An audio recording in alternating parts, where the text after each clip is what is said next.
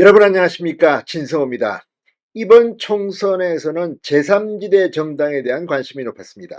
그러나 결과적으로 말하면 지금 조국혁신당이 비례대표 의석을 상당히 가져갈 것 같습니다. 반면 이준석이 대표로 있는 개혁신당이나 이낙연 대표가 있는 새로운 미래 등은 생각보다 부진합니다. 특히 이런 정당들은 지역구에서는 한 석도 못 가져갈 가능성이 높습니다. 그래서 역시 비례대표를 몇 명이나 가져가느냐의 전쟁인데, 지금 여론조사 지지도를 보면 새로운 미래나 개혁신당이나 뭐 많으면 3석, 뭐 좀 1명에서 3명, 뭐 또 이번에 만약에 바람이 분다면 뭐 한 5명, 6명까지도 가능할 수 있습니다만, 지금 가능성은 1명 정도, 뭐 이 정도로 보는 견해도 있습니다. 자, 그렇지만 개혁신당이나 새로운 미래나 비례대표 경쟁은 뜨겁습니다. 지역구에서는 당선 가능성이 별로 없기 때문에 비례대표 순번을 잘 받으면 1번, 2번 정도는 잘하면 배지를 달 수 있다. 3번까지는 뭐 이런 이야기가 나오고 있습니다.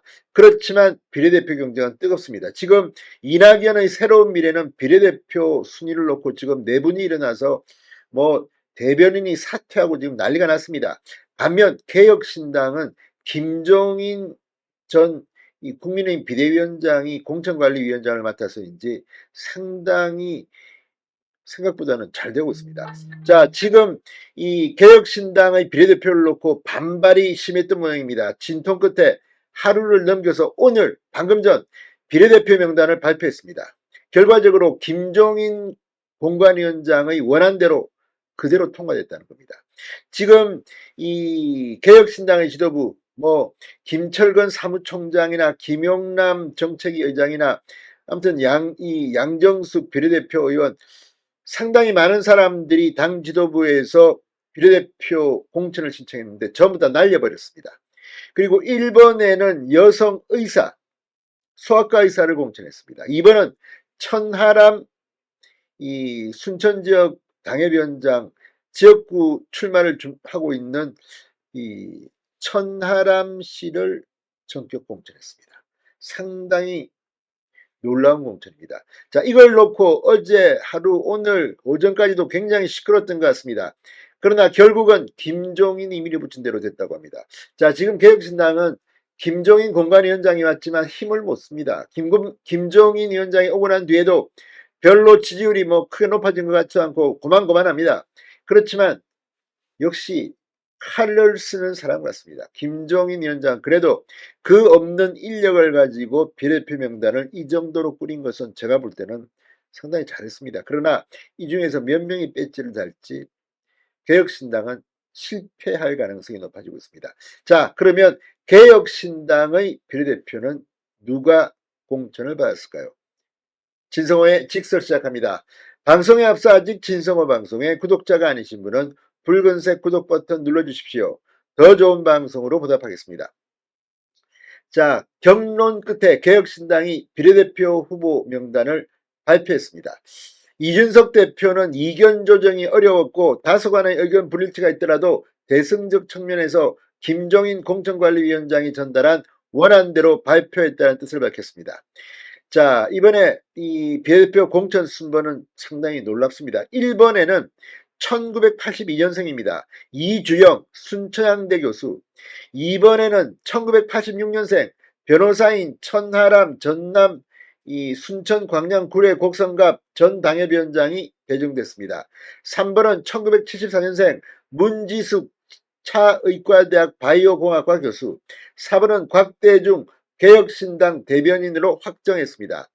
5번은 이재인 전 청와대 여성가족비서관, 6번은 이기인 전 경기도 의원, 7번은 정지현 변호사, 8번은 광노성 교수, 9번은 황유아 교수, 10번은 조성주 전 새로운 선택 대표, 11번은 정보경 개혁신당 사무부총장, 12번은 이재랑 부대변인이 공천됐습니다. 자, 이 중에서 뭐 한두 명, 3명 정도까지는 당선될 가능성이 있습니다.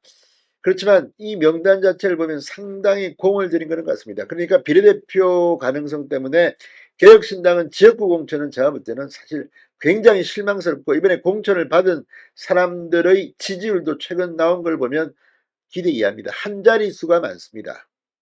지금 조응천 이 양양자 의원조차도 요즘 나오는 여론조사를 보면 10%를 못 넘기고 있다는 겁니다. 이준석 대표만은 20% 정도 수준. 자, 그래서 비례대표에 몰린 건데 이 비례대표 공천을 놓고 지금 어제 오늘 상당히 내부 갈등이 있었습니다. 무엇보다 김용남, 김철근 등 지도부, 이 비교적 최근 입당한 양정숙 의원, 앞서 영입된 이창한 전 반도체 산업협회 상근부회장이 명단에서 아예 빠져 있습니다. 이준석 대표는 비례대표 공천 순번을 보고받고 사실 최고위에서 여러 경론이 있었다. 보고된 안에서 많은 토의를 거쳤고 공관위원 배석으로 공관위원에게 어떻게 이런 순번과 인사 추천이 이루어지게 됐는지 상세히 설명을 들었다고 말했습니다. 아무튼 이게 지금 여러 세력들이 합쳤기 때문에 이런 결과인데 그래도 김종인이 확실히 힘은 있습니다. 그러나 어떻게 하겠습니까? 김종인 위원장 과거 국민의힘이나 뭐 민주당이나 이런 곳에 있었을 때 공천할 때는 사람이 너무 많아서 칼질하느라고 특히 이해찬 정청래를 날렸던 사람입니다. 그러나 이번에는 사람이 너무 없어서 어떻게 보면 좀 안 됐다는 생각까지 듭니다. 그러나 이번에 개혁신당은 이번 총선에서는 결과적으로 힘들 거로 보입니다.